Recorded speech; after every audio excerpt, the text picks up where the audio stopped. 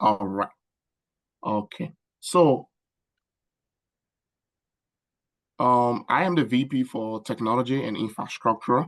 I would like to know you well. Can you give me 2 minutes description about you, what you do, what project you have worked with, and what brought you here today? Yeah, so I've done software engineering, Java. I got a certificate with Java, and also I've done Linux administration. That's what I've done. I work with in some projects. We built some application in Java also, and I also maintain the infrastructure, like the software that some company use. The company I work with, we keep the maintenance of the software they use. That's what I've done. Okay. May I know which company is this? Where you came from? Like, what's the name of that company, and what was your position title? Okay, so I work with Togo Telecom, and that company, they are in telecommunication. So over there, my job is to maintain the software they use in the company. If there is some crack in the software, we have to maintain it and keep the software running. Okay. All right. That good. All right. So, okay. Before we get started, because this is a technical interview, I like it to roll as a conversational interview. Yeah. And is there anything that you need to grab? Do you need to grab some bottled water? I mean, I do have my water here. Sorry, my camera is not on at this time. But I do have my bottled water. So, do you want to grab some like juice or bottled water? I'm okay. We can go on. That awesome. Okay. So, before we get started, I want you to tell me, what are the key principles of DevOps and why are they important? Yeah, so in DevOps, what is important is to maintain the software we use and keep the infrastructure running. We compile program, we push those program from the local repository to the remote repository, and we have to keep those programs running by checking every time if there is some issue. We will have to fix those issues in time, and we have to work in collaboration with our co-worker to keep the company up to date. Okay, so I would like to know it in this way, right? I want Yeah, we don't know you at ABC. You are joining ABC system, right? As a yeah, DevOps engineer yeah, from traditional IT to DevOps. Tell yeah. me, what do we expect from you when it comes to the principle of DevOps, as we know, right? DevOps. Mm, mhm. So what should we expect from you? What changes should we see in this team as a DevOps engineer? What changes are you bringing into this team as a DevOps engineer? Okay, as a DevOps engineer, what I can do in your company is that I have to work in collaboration with my coworker. I have to keep the application, the infrastructure we are using up to date. Have to check everything all the time, check that all the program are running well. And if we have some issue, we have to uh, make some modification to the program. My job is to coordinate all those changes so that everything can continue running smoothly. Okay, okay, thank you. So let us go to the next start of the interview. Over here, as I mentioned to you earlier, we use or leverage a lot of tools. all right? Yeah. Because who we are. How will you, or how do you implement, or how have you implemented infrastructure as code within your current project? And how will you implement infrastructure as code within this project? Because it's one of the key things that we use specifically. Yeah. So to implement infrastructure as a code, we will use Grafana and Splunk. Those are the tools that we can use. It helps us to. So let me interrupt you right there, right? Okay. You know what we terms to be infrastructure as code? Do you Yeah. know? Okay. Infrastructure as code is uh, how we use codes to. So what infrastructure as code tools have you worked with in the past? Can you Okay. name one tools you have worked with in the past? Yeah, that's Terraform. Okay, so well explained, right? So Yeah. over here we heavily into Terraform as I mentioned to you. How will Okay. you leverage Terraform? What changes do we see coming on board affecting Terraform from you? Okay. So I'm not so familiar with Terraform in a practical way. I just read about it. But if you can allow me, I will make more research. What I know about Terraform is that Terraform will let me build change and make So you haven't used Terraform in the past. said Have, have you used Terraform in the past?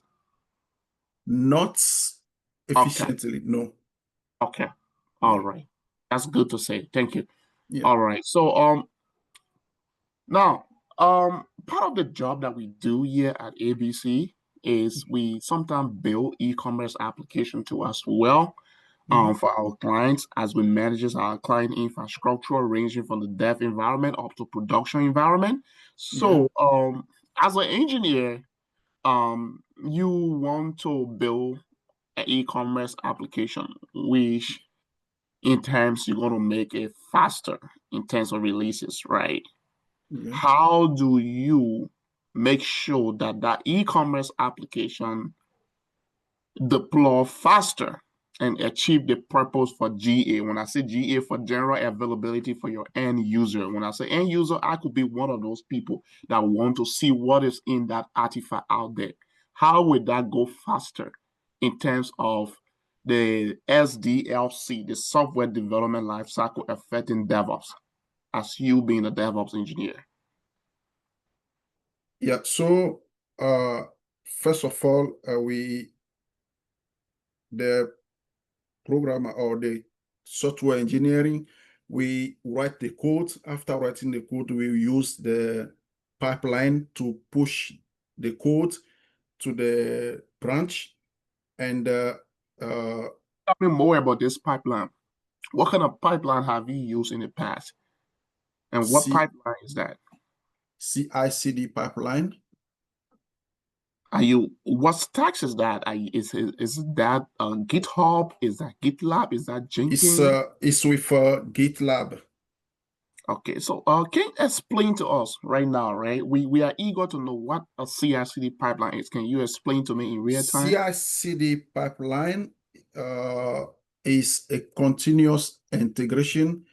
It means that we, while the program is keep running, we make some changes to the program and we integrate those change we make to the software and we push it. And the continuous deployment or development, we deploy those codes manually and that go to the re remote repository so that we don't have to interrupt the running of the program. The program will keep running, but we make those changes to keep the program up to date. So we deploy the code in CI/CD manually.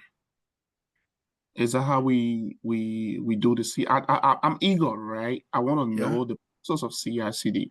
So I want to steal from you that is continuous integration, right? yeah, Continuous integration. So the continuous integration aspect, as you said, that encompasses when it comes to what the building of the artifact, right? The code yeah, leaving from the developer laptop, literally from your laptop, and then modifications done and get pushed to the remote repository, wherein the yeah, build process kick off. So all of those stuff I understood from you, they are CI aspect, right? So the CD aspect of things, yeah. I understand that quite clear. Can you elaborate on that?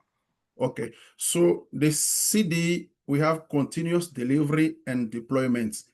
The continuous delivery, we do it manually, and the deployment is automatic. So when we the continuous delivery, there are some engineers that will do that, and after that one, now we deploy the code. Okay. All right. Thank you. Thank you for that. Um, what are the most common metrics used to measure DevOps success?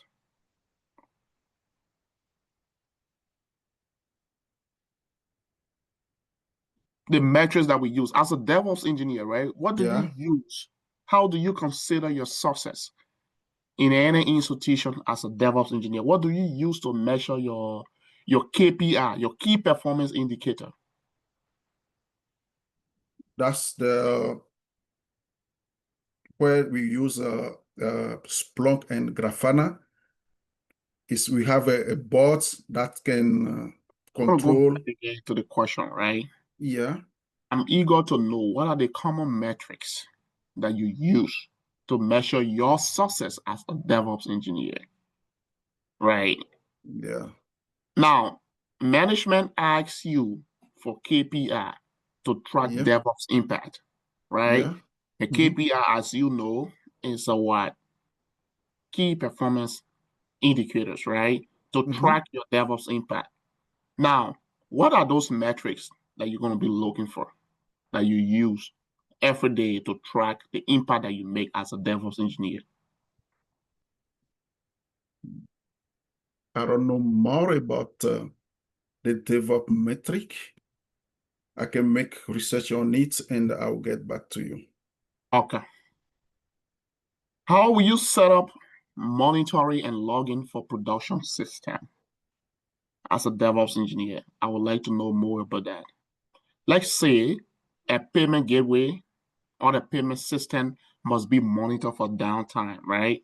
Yeah, We want to monitor one of the client application, which is a payment gateway system. And this system is what many people use ATM, sending money outside to people, and international transfer. How will you implement that monitoring system to alleviate downtime?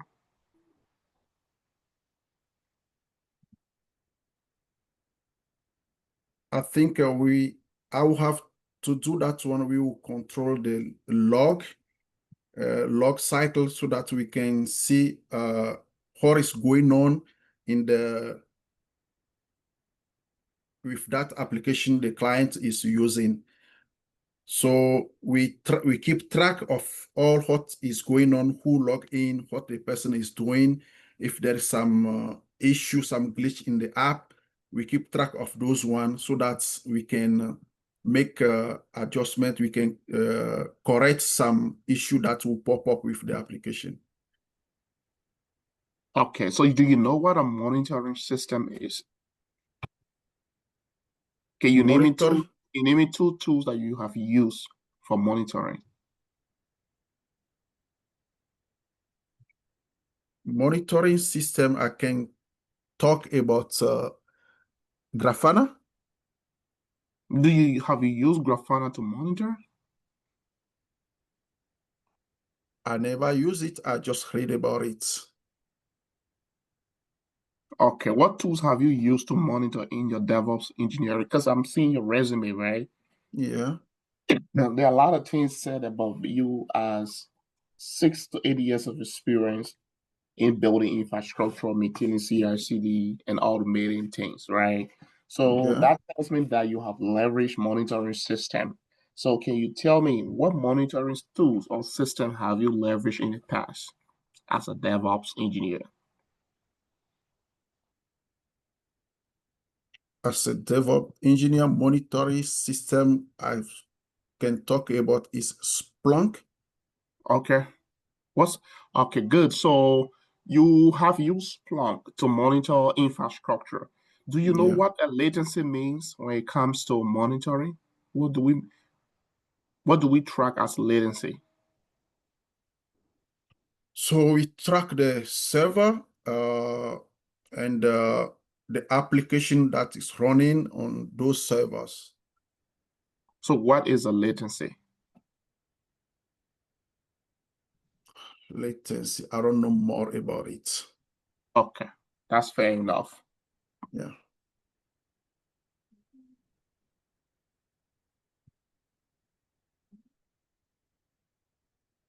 How will you troubleshoot a slow server running in production?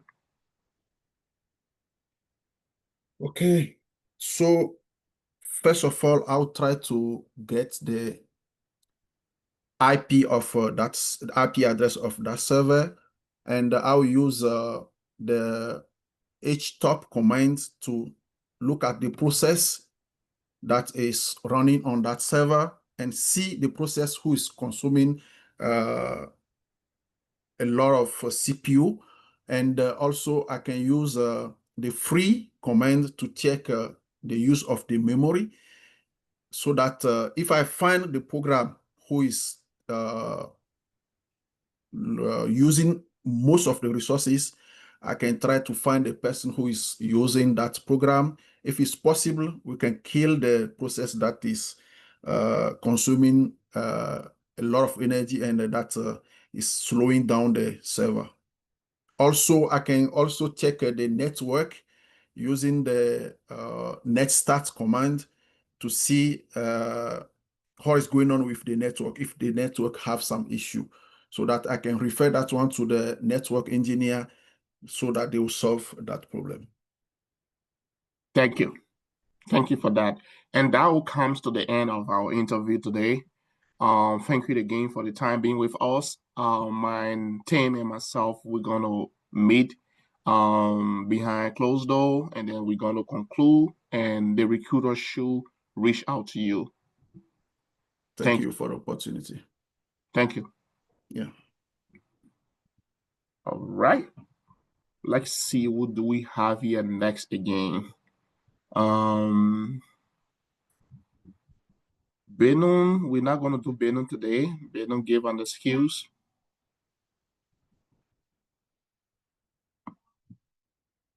Benon gave an excuse. So we're not gonna be doing Benon today. Kona gave an excuse. We're not gonna be doing Kona today. Um Emmanuel, yes, we did Emmanuel yesterday. All right. Amara was done yesterday too as well. All right. So George supposed to join, but I didn't. Let me check my email or let me check my phone. See if we got a text. All right. I did not get any response from John. I mean from George. All right. Okay.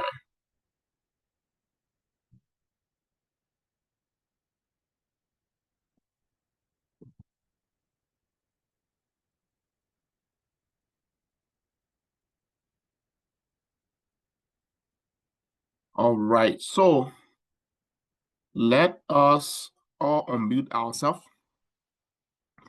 Let me give Kossi his feedback, and then we're going to continue with what we have for us today. And I'm going to tell you what we need to cover in DevOps before we complete the DevOps engineering course that we are currently on. Okay. All right, Kossi. Yes, sir. Good. So, Kossi, I overall, right? Overall, you did well. key points that is very important that you need to focus on is when you interviewing, do not sit on the camera with a blur background. Okay. Okay. You were getting distracted by looking in other direction, by looking down too much. That would tell me that you are looking at something else to give him an answer. All right. We don't Okay. like that. And let that environment, standard be something that you should improve on, right? Always try Yeah. to maintain the best environment that you can, sit well and focus on the interviewer. I'm not on camera for a reason, but as soon as I'm on a camera, because recruiter might tell you this, I'm not going to be on a camera, right? Yeah. I mean, when I say recruiter, I mean the person, your technical interview, your whoever interviewing you will tell you that I'm not going to be on camera, but they're seeing you, right? Yeah. So, yeah, let's get used to that. Now, to the question. When I ask you what are the key principles of DevOps and why are they important? Remember, right, when we started DevOps, what are the key principles of DevOps that I spoke about and that I scratched on and I said, as a DevOps, this is technically our Bible, our technical Bible. I did mention DevOps emphasize on collaboration, right? And that was one good thing I thought that you explained about collaboration. But it was general. I didn't like the general aspect of your explanation. That is not good. Be Okay. more technical, okay? Yeah. And be more technical on a high level. And then automation is one of the key principles of DevOps. You understand? And Yeah. monitoring and feedback. So once we implement those things in any institution, we reduce its time, release time, and quarterly and weekly improving the agility of the system because we are agile, right? So Yeah. our focus as a key principle of DevOps in here, focus on what?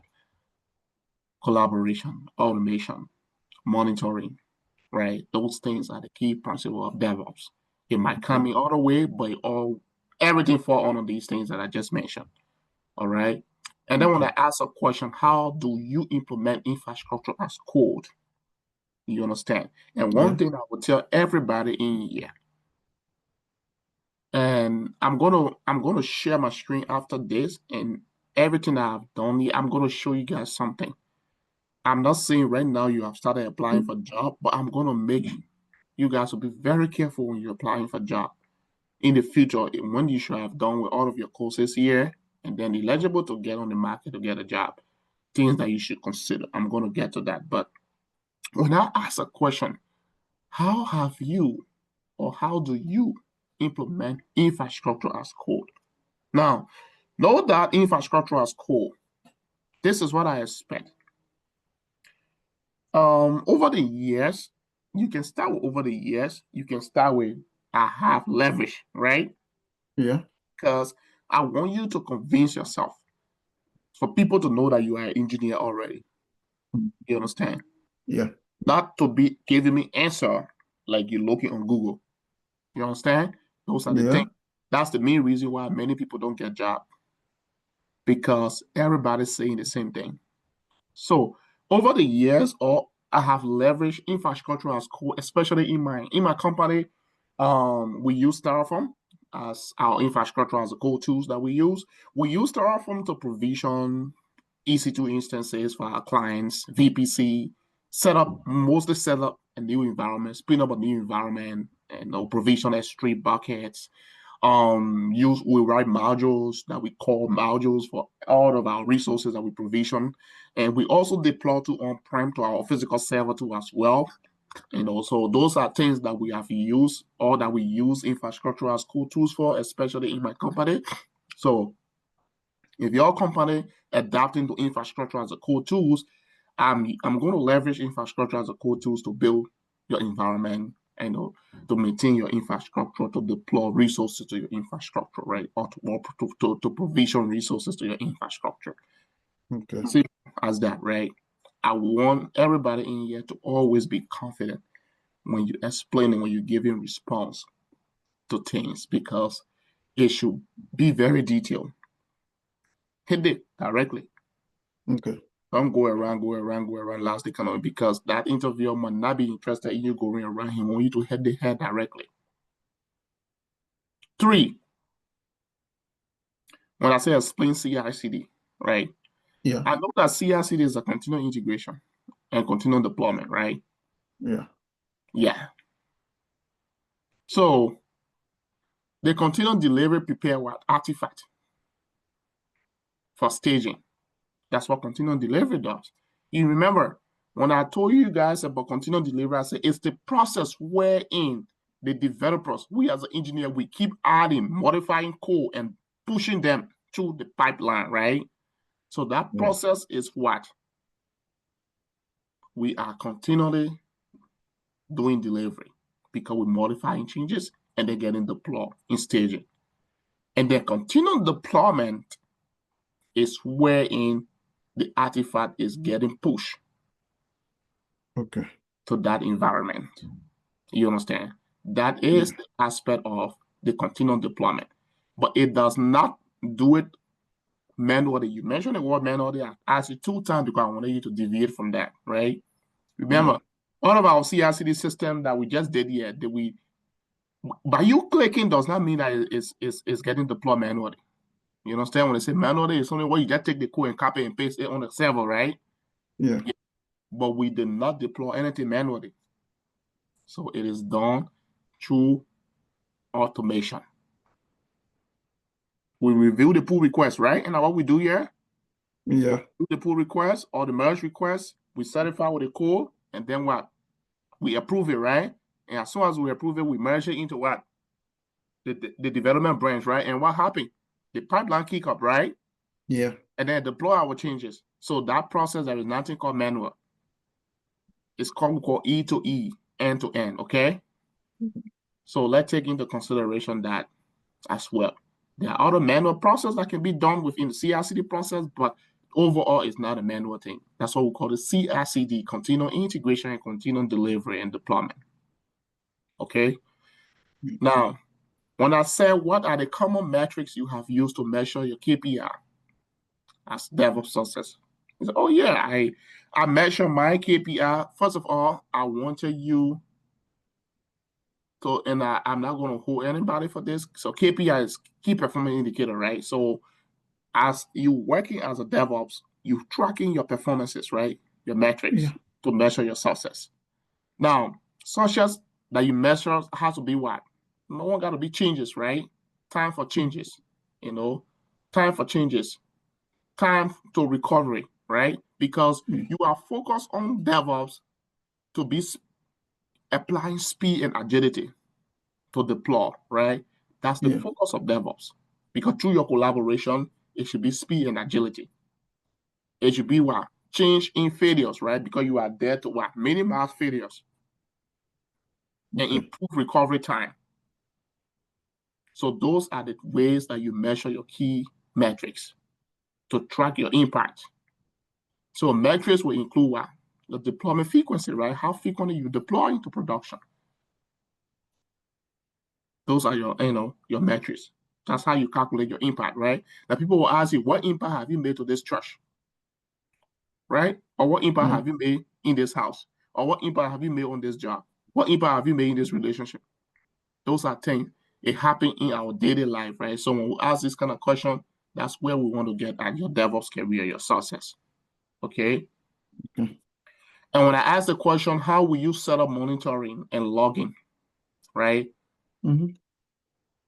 So monitoring is a process where we set up a system, right? A platform to track the performances of our resources.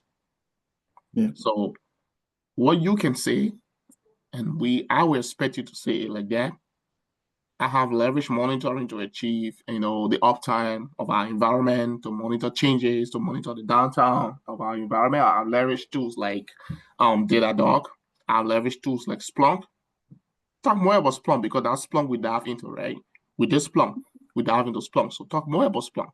I have used Splunk. I have set up Splunk with my team. I had the opportunity to participate in that project that was developing the monitoring system. So I kind of write a couple modules, for Splunk to deploy it into the dev environment when we're building up the monitoring system. So what happened is that Splunk is being used to track or monitor all of our resources that we use, like our EC2 instances, logs from our EC2 or our applications, and then scrap it into Splunk, and wherein we can be able to monitor Splunk for changes, right? Or downtime. Yes. And this is the first time, right? I don't want you guys not gonna go deep into what I'm saying, is everyday stuff for me. So I gotta say it that way, but I want you as of today, like I will be sending more interview questions in the chat, more voice recording, so that you guys can listen to these things. Because I told you DevOps is not all about sitting in the classroom running command, right? I told everybody in this class, DevOps is a culture and methodology that we use. So we're going to be having series of conversation. We are done projects in DevOps that you see how DevOps work. You see how DevOps engineering that encompasses CI/CD process, right? How those things integrate in terms of the technological stacks that we use. So now, explaining DevOps to people is the most important aspect of the game. You understand? Explaining your function as a DevOps engineer is very important. So now the last question that I asked before was, and you answered this question very good. Give me one second.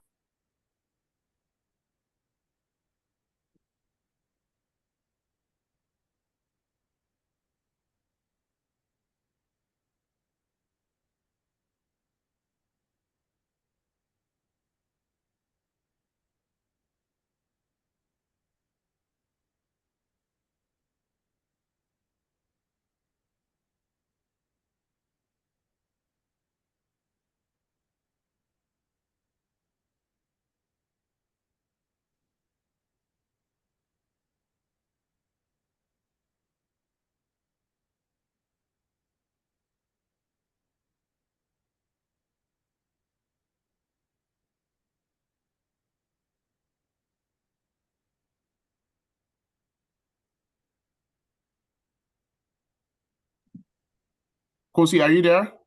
Yeah.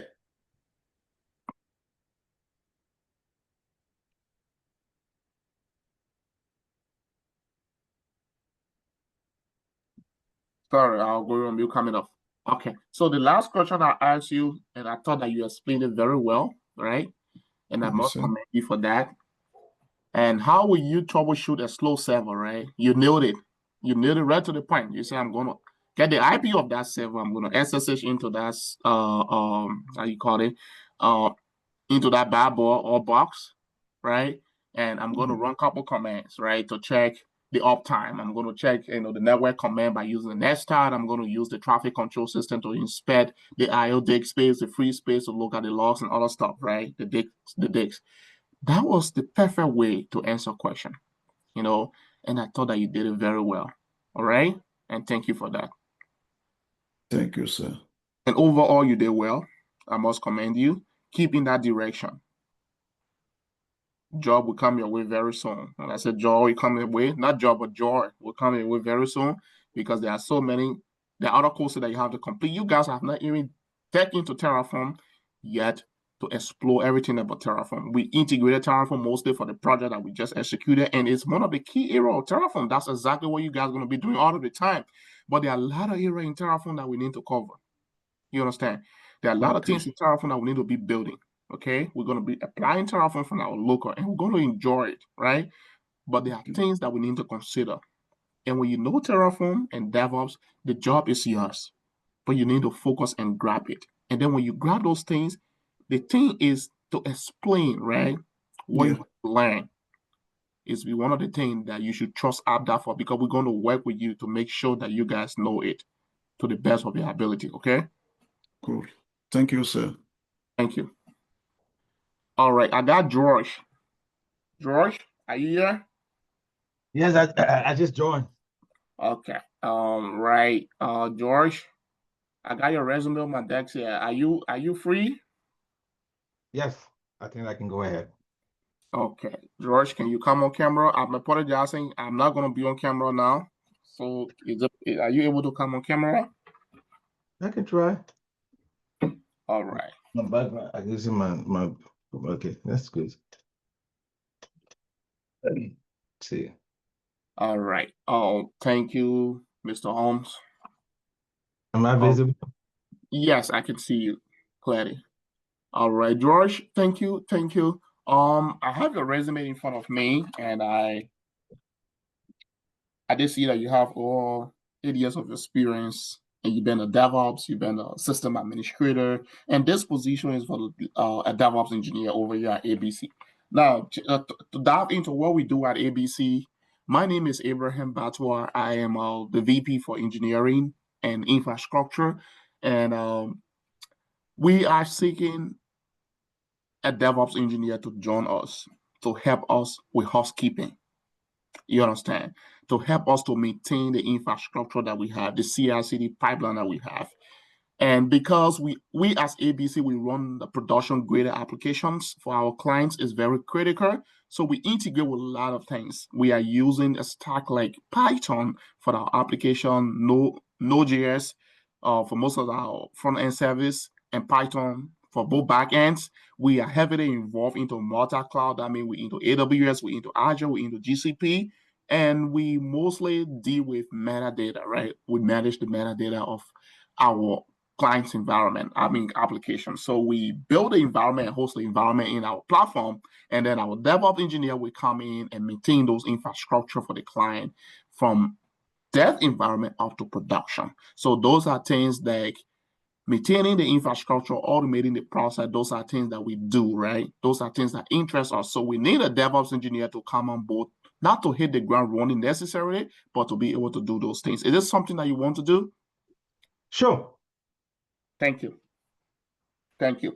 All right. Before we get into this, can I know you? Yeah, sure, definitely. I thank you for having me. I'm just going to be a little brief. So I'm a certified and support engineer. I've worked in the field for over 8 years, as stated in my resume. Uh, I've come with tons of experience providing support in both uh, operations and in the support field. I also hold an associate degree in network, and I also a graduation student in cybersecurity. I'm hoping that my experience and knowledge that I have gained over the year would be a great value when I'm accepted to this position. Thank you. Thank you, George. I like that. Thank you.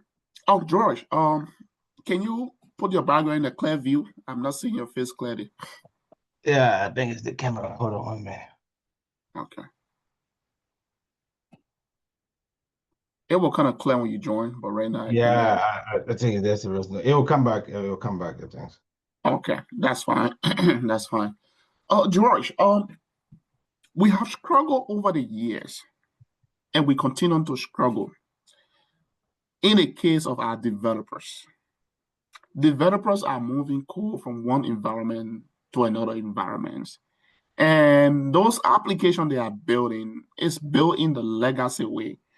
We've been seeking to introduce microservices for deployment to make our life easy, to build application that will run on multiple platforms without distinction, that will run on any platform without distinction.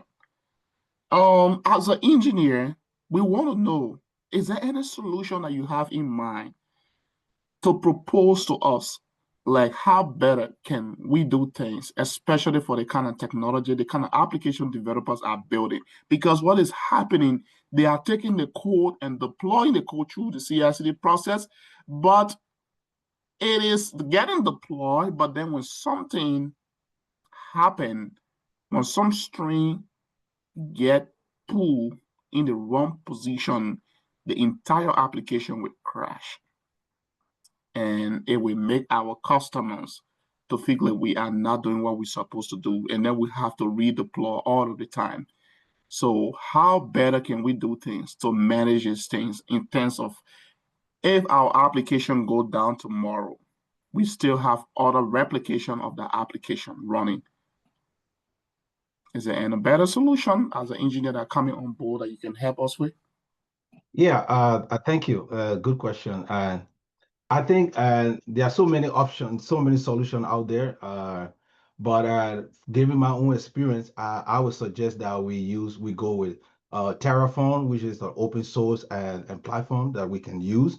We can integrate it with GitHub, and we can and use that platform using VS Code, where we have different developers coming together, working as a team, and we can utilize that platform and be able to deploy code to production. So I believe with that and with that integration of Terraform with GitHub, utilizing the platform, we will have total control and we will be able to store the code in case something in case we push a code to production and something break, we can still go by and review the code and be able to make some improvement or just push in different version. So I would suggest that we use that How platform. do Terraform? How do Terraform? I'm eager to know how do Terraform help in this case, with the work that we need to get done. I just want to know, right? Because like Terraform will be mostly for infrastructure as code, but in this scenario, we are struggling. We are deploying the code raw on the VMs, right? We want to deploy the code in a package that will be livable on any environment without distinction. We don't care about the plugins, the dependency of that environment. Is this something that you think Terraform can help with? Yes, I suggested Terraform because Terraform is an open and source platform, and it work with different and operating system and different platforms. So you can integrate Terraform with Linux, with Mac OS, and this multiple platform. That's why I'm suggesting Terraform. So I believe Terraform would be the best solution. Okay. Thank you, George. Thank you. All right. My next question, George, do you know anything about Docker? Have you used Docker before? Well, not to and I would say yes, I've used it, but not to in like I would consider myself a medium and not a super user but yes, I've interacted with it before. On my team, there are other guys who specialize in that area and do most of the work, but I've interacted with that before. So yeah, I got some experience talking with that. Okay. What is a Docker file? Uh, Is this something that you have worked with? Yes, I mean, not but I know it's just kind of a hold on, give me a minute, let me cycle here. Docker file.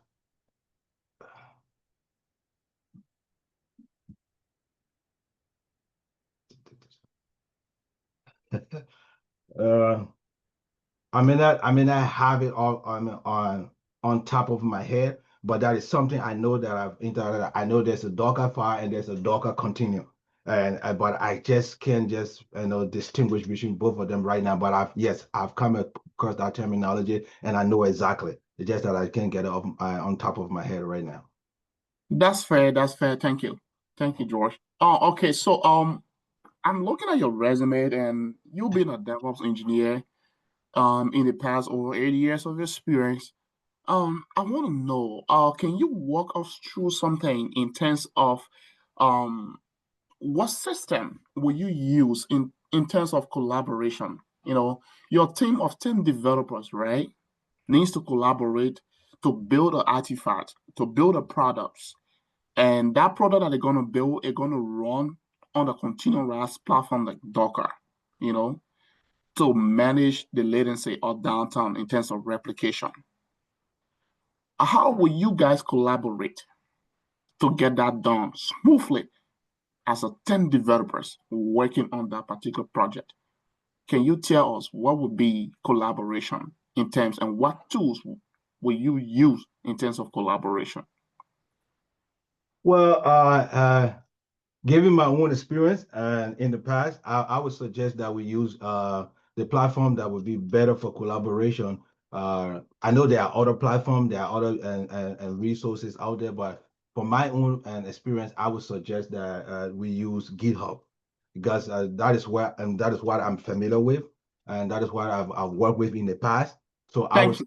I was Thank you very much. yeah. Thank you very much. That's exactly what I wanted to hear. Thank you.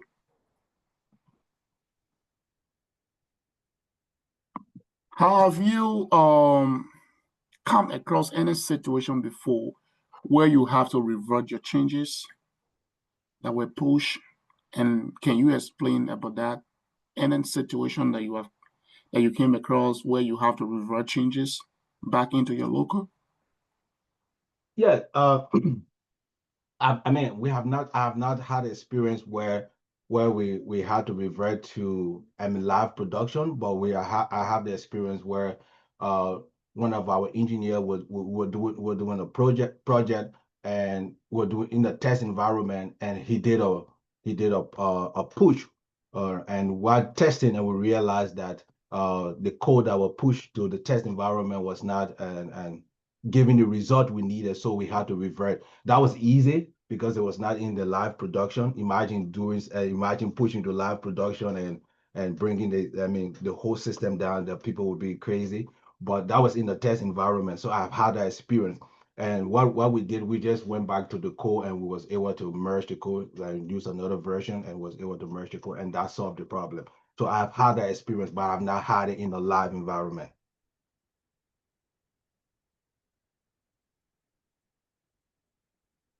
Okay, so one of our application here is called FanTech or FanOps, right? Uh-huh. We need our application structure releases, right? We need the structure releases in our application. We have 5 developers that are building this application, but we will need a DevOps engineer to coach them to manage the structure of this application.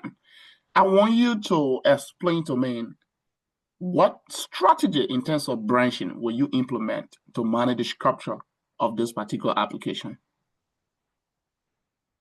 Well, terms of yeah, that bring me back to branching strategy, right? So where we will have multiple branches. We will have like the main branch, we have development branch, and then I can have a feature branch. So I will have all my developer working in the feature branch with code. We develop the code, and then we will push it over to and the development branch where will be reviewed. Maybe we have 1 or 2 people go in there and review the code, make sure the code is functioning right in the development branch before pushing out to the main branch. Because the main branch will be like production in the live branch. So wow. That way we This have the control. this tell me that this is exactly what it seemed to me that this is exactly what you encounter on the database, right? Because you are explaining to me right now, like you are experiencing those things with your developers that you work with, right? Is this something that you encounter on the database? Yes, that is exactly what I do every day. So I Thank have you. experience. Yeah. All right, I see. Thank you very much for that response. All right. Um, what is a CI/CD pipeline, and how does it affect DevOps engineer? Well, a CI/CD pipeline is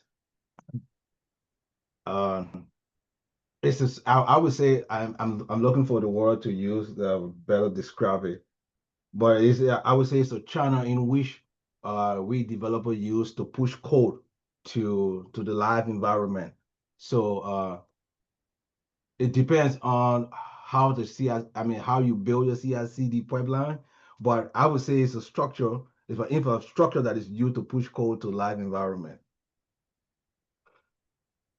All right, can you can you Does can that can answer you that question? can you deep dive into that? I know it's a process, right? What process is it?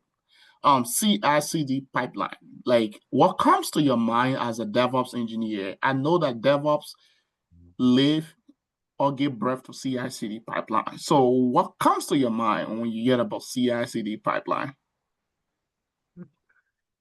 Uh, I know the terminology, but it's just kind of. So if you if as a 10 developers, right? Like you mentioned, you deal with those things on a daily basis. If you sat on your local computer and work on the changes, meaning there is a repository somewhere, right, that you pull your changes from, right? Yes. And then Yes. you work. As you work, all of those things are managed by the version control system that you mentioned, which is Git, right? Yes. But then time to build your code, time to take the code from point A to point B. What is responsible to do that? It's a CI/CD pipeline. So can you explain about the process? What is happening at the back end in the CI/CD process? Your code has been moved from one repository to another that is been implemented by what's the word, what's the thing I need to do, a couple of extension, but there's a name for it. Yeah, I'm black on that one. It's the process. Okay, that's fine. That's fine. That's fine. That's fine.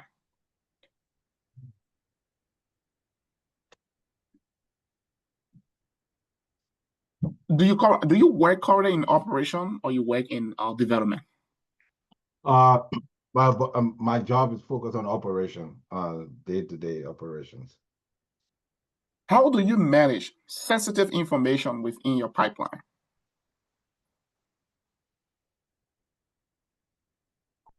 Well, and it all, I mean, first of all, when we talk about sensitive information, well, it comes down to IAM. So it all has to do with policy, what right you have, and what control. It's all about control management. So we could apply a couple of measures. When certain people, we have certain developer or certain some people don't. I mean, we give certain So people. I'll interrupt you for a second. Uh, I think you had it in the way of permission, right? I want to know, right? You explain a lot of things. You deal with infrastructure as code. You read the code. You read the module. You read the CI/CD process. How do you manage secrets? All of those things. How do you manage those credentials?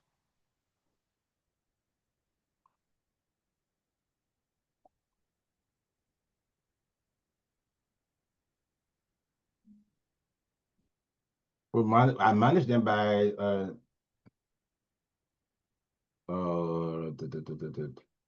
those are technical questions. Uh, Are you checking in like your repository, right? Are you keeping those credentials in the repository as well?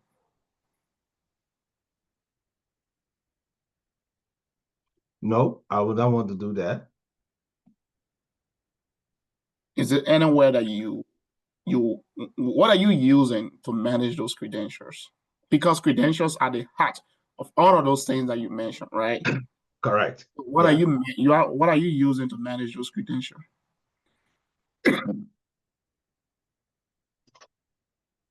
Uh,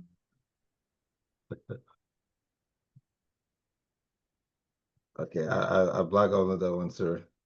Okay, that's fine. That's fine. Now, we have a scenario, we have a policy, right? Not just a scenario, but a policy that we hold developer accountable to produce clean code. Because when the code is not clean, and then a lot of things happen in development, right? You know that, right? A lot of things happen in development.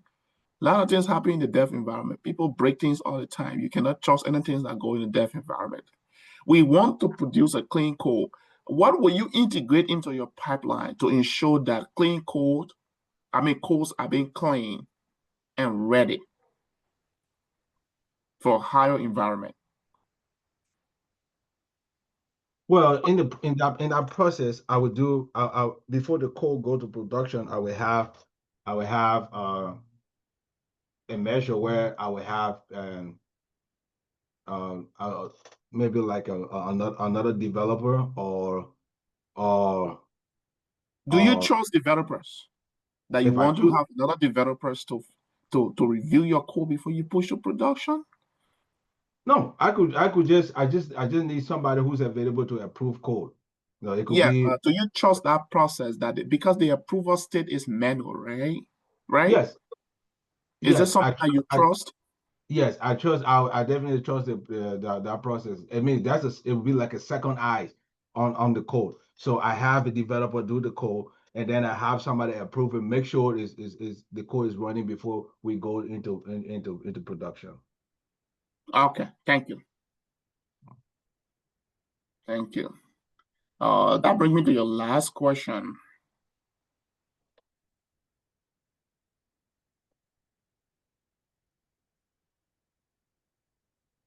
So Jenkins having to be your CI/CD process, right? You use Jenkins for your CI/CD pipeline, all right?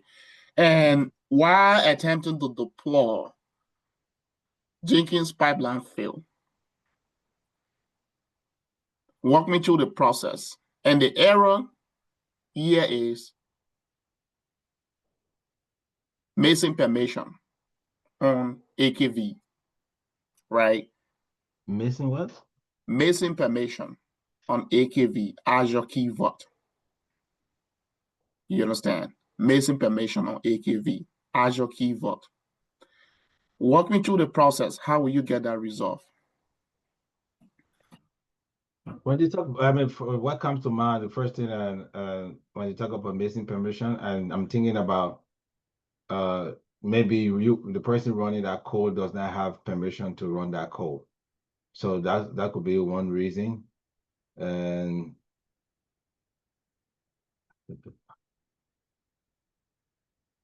Can you, are you all set, or you want to still elaborate on that? no, I'm all set. Okay, thank you. All right. All right. Thank you, George. I think that's how my list is. Lincoln Brian. Did I interview Lincoln yesterday? Let Yeah, me yeah, see. You yes, Lincoln Brian, yeah, you let the Lincoln Brian. You want interview Oh, again, let go. okay, okay, Lincoln was okay. the first man. Yeah, maybe number one, yeah, maybe guinea pig yesterday, then he got mad at me again. Another guinea pig again. Okay, Lincoln. We interviewed Lincoln yesterday. All right, George. Thank you for that, George. My colleague and myself, we're gonna hang out, and then we're gonna review everything that was done today, and the recruiter should be letting you know how the process went. Okay. Thank you so much, and I appreciate it. Thank you for having me today. Okay. All right. Do you have any question for me before you go? Well, maybe in subsequent and interview, but for now, I'm good. Okay. All right. All right, Georgie. Yeah, Now let's take off the interview mark. Now let's try to give you a feedback of what yeah, yeah. went wrong. I need that. All right. So, all right. I asked you the process. How will we handle, from a legacy system to the system wherein we have replication across to make the movement of code easily, right? Without any distinction. Mm.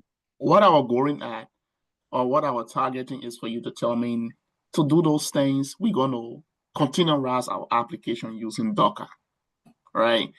So when I Okay. ask the question, in that scenario, I expect you to say, we can use Docker because that's what we have used. My team have used that. I'm not an expert in Docker, but in this kind of scenario, to make sure that the environment is kind of workable to deploy any code, we can make sure we Dockerize or we containerize that application so that it can live on any environment. Remember, that's what Docker does, right? Docker is a continuous runtime. So I will expect you to elaborate more on that and to do more research. I know we haven't really dived into Docker yet, right? And they're going to be interesting things because we're going to live in Docker. You're going to learn a lot of things that you have to know in Docker. But mark that down very seriously. You have to respond to that. And then one of the things I must commend you on, you did well overall, very well, is your background, right? Where you sit, that tells me that you're already working. So the job is already leading to you when you sit in this kind of background, right? And then answering the question, that confident, right, that you put to it. That confident that you put to it. But you can always tell me that you don't know the answers if you don't know it, right? You can tell me that there are a lot of things that we do. There are a lot of stacks that I work with at this time. I cannot fully recall in my head how that is being managed, but it is something that I have worked with before. But I'm gonna get back to you on that. And then you summarize that at the end. You remember when I asked you, do you have any question for me? Because you told me that you were going to get back to me, on those questions, right?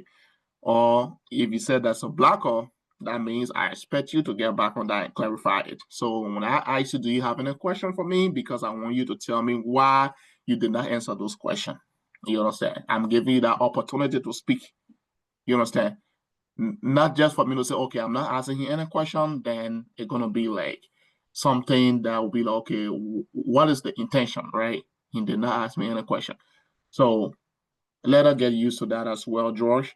And then when I ask you, what is Git and why is it important in DevOps, right? And then I gave you a scenario about 10 developers, right? 10 developers collaborating. It's a version control system. And I like the way you answered. You told me GitHub, which is very good. That's what I was looking for, right? It could be Git, right? And GitHub is this, technically, yes, it's a version control system, right? So that's where we collaborate. That's where developer collaborate. Because a 10 developer working on something, they should be able to check their code into a project, right? That project will either be GitHub or it could either be GitLab, right? Or it could either be Cycle CI, right? Or Bitbucket. So I thought that was very good too. Okay, that was very awesome. And when I asked the question, if you have came across a situation that you had to roll back or you had to revert, right? I wanted you to explain to me about merge conflict, right? I wanted you to just tell me, oh yes, I remember last time. You remember, right? Interview process go by stories, right? You got to sell the positive story. You're selling yourself. Oh yes, you can put that into a perspective to joke about something. Oh yes, I remember the last time, man.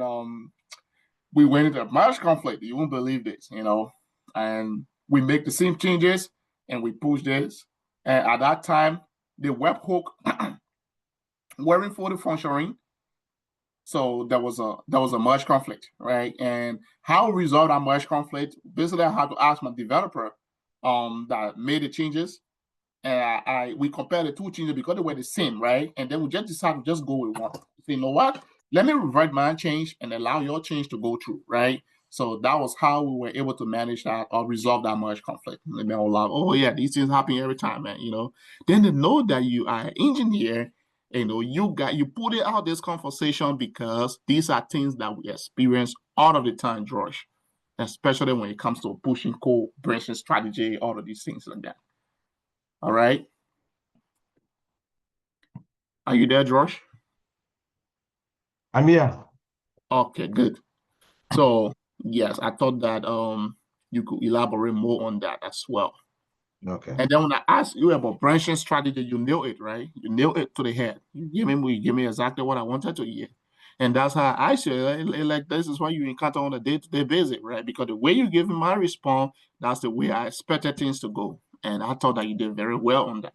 And then the confident too as well. It is very good. Trust me, that confidence is something that you should keep up. It will help you a lot in everything that you do, especially in this domain. They're going to help you a lot. And then the CI/CD pipeline, there was a little hiccup, right? A little hiccup. And remember, I told you DevOps.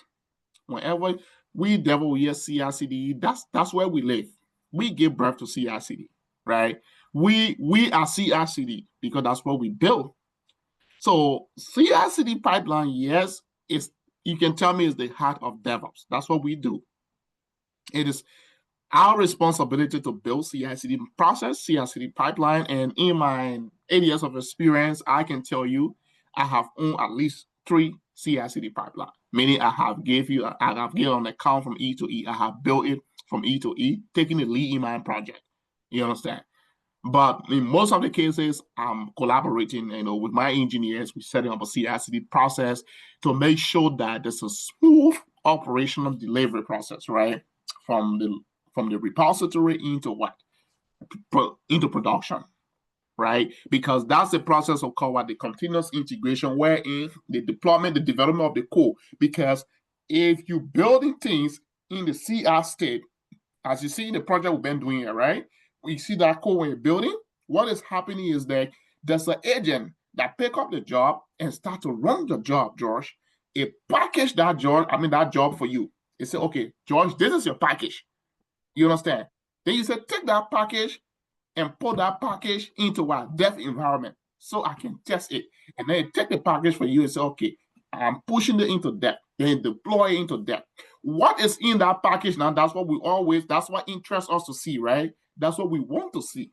So we go in there now to test. We say, okay, well, how do we test? Okay, let's use the endpoint for this application.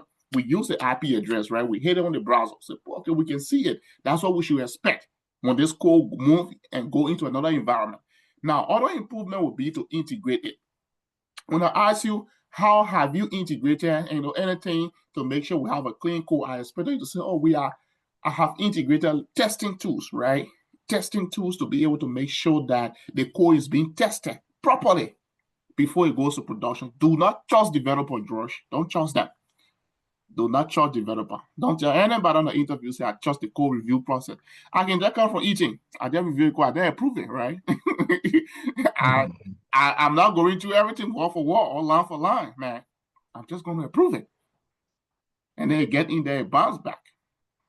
Because developer put password in the code. Developers are people that they write a code, they don't care. I'll be honest with you, they don't care. They expect your CI/CD process to pick it up. You understand? So all of those things, we want to integrate testing tools, the SonarQube, the JBot, right? The Black Dog vulnerability tools, the Veraco, to be able to, test those things. But because you have not made a lot of research on them yet, so you say I have integrated testing tools in the past, right?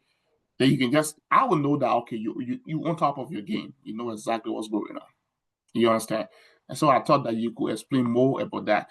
But honestly, when it comes to the package, I will lead on taking you to the final round, right? Meaning to do a team fit, to do a one more round again to see how you fit in the team. And if you can adapt to the system, how we build things, how we collaborate, and then technically you are leading to the job. So that would be my point to you, right? But I thought that you did very well. Thank you.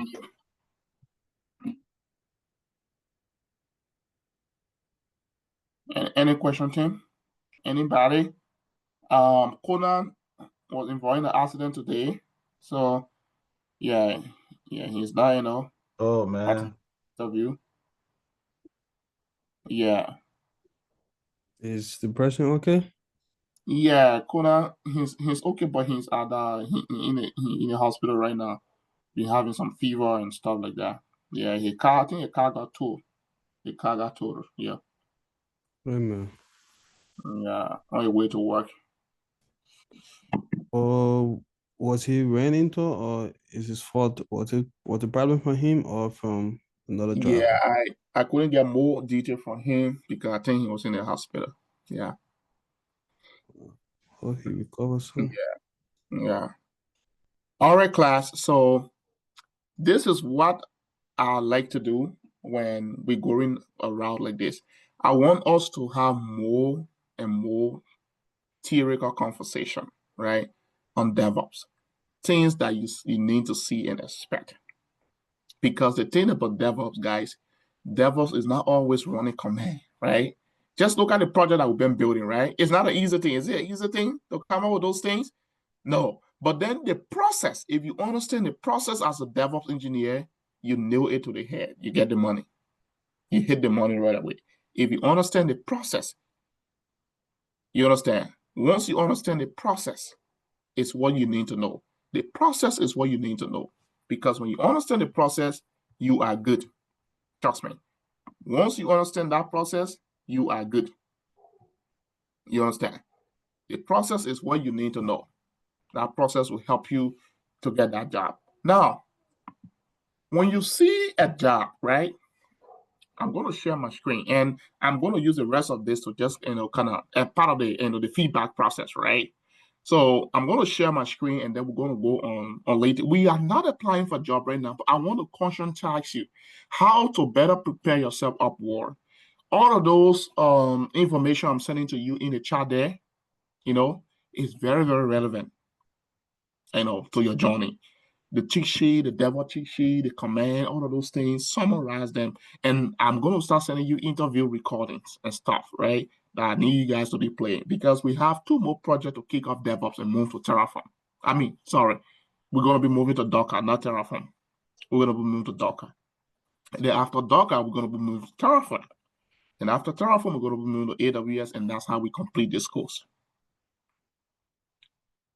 So you have other steps ahead of you that you need to execute. You understand? So please, again, and I'm telling you to focus. So I'm going to share my screen and show you guys something.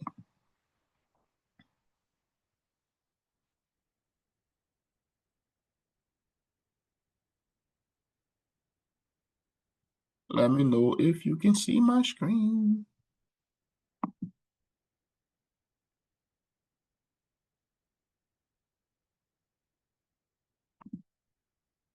Can you see my screen?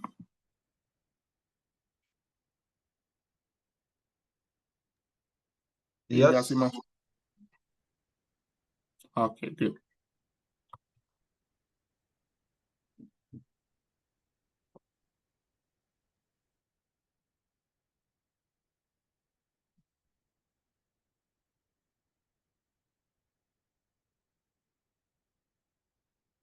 So let's do something, right?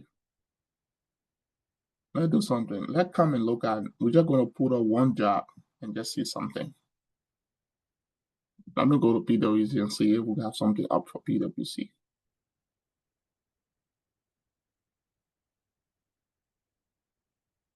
They have an intern. I want to pull something. So let me go to US Bank and see what is in US Bank. I know they got a security engineer stuff.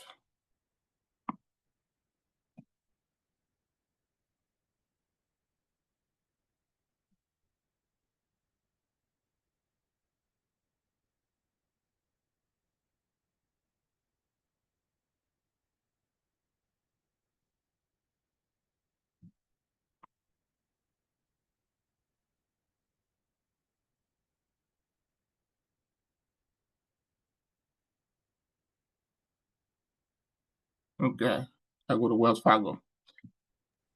I think you have to include a keyword like when you mention the name and then you just you just add a keyword that will like help to filter it and give out desired results. You mean for the job search? Yeah, like if we're looking for DevOps and then you No, just I have a filter on this stuff. oh okay. Yeah, that's why when I put it in, it will take me through some hoops, but then it will give me the list of most of the jobs not available.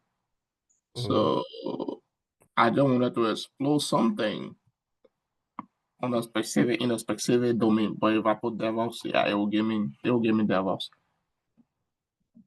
But I just wanted to explore something media in a certain field.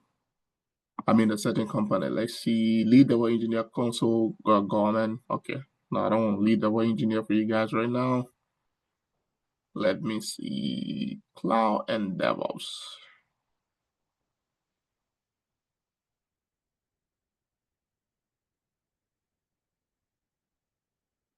Okay, DevOps engineer hybrid.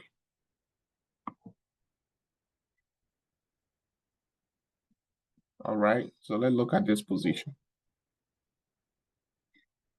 Let's look at this position. Now, just look at this, right? Look at the first thing about the company. These are things that you want to read first. We are looking for a motivated and experienced DevOps engineer hybrid to support all 3 Eastview company in a somewhat collaborative team environment. Duty of the DevOps engineer include design, development, support high complexity web-based solution. The ideal candidate should have 3+ years of experience with Kubernetes. Then you mark this wall. They're looking for people with Kubernetes.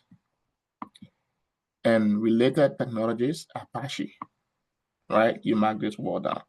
AWS cloud solution. They want somebody that know about AWS. Infrastructure monitoring solution. They want somebody that work with infrastructure, including Splunk. You might not see Splunk here, but they need it.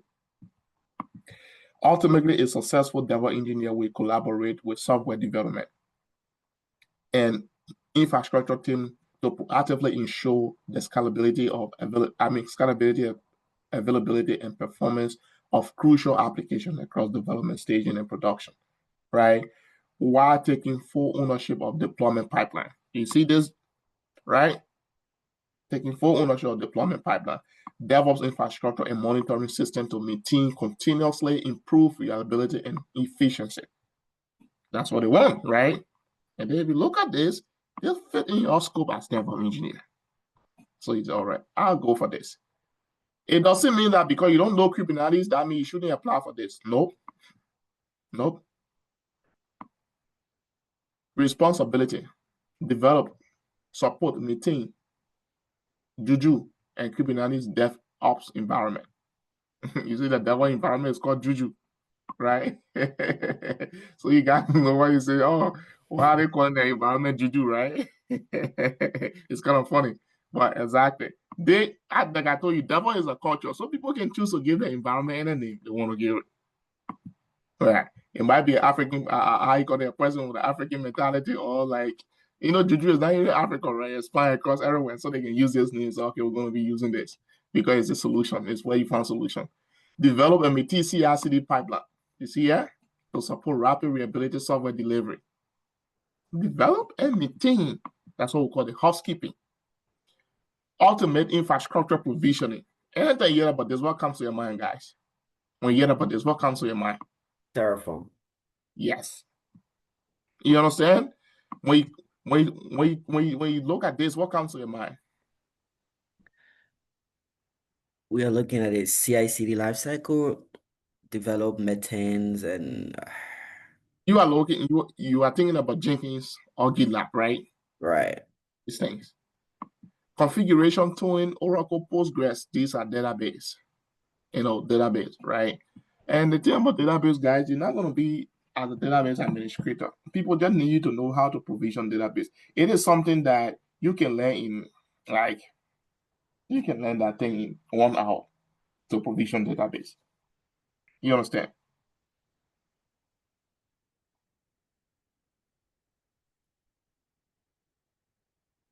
Any question with that?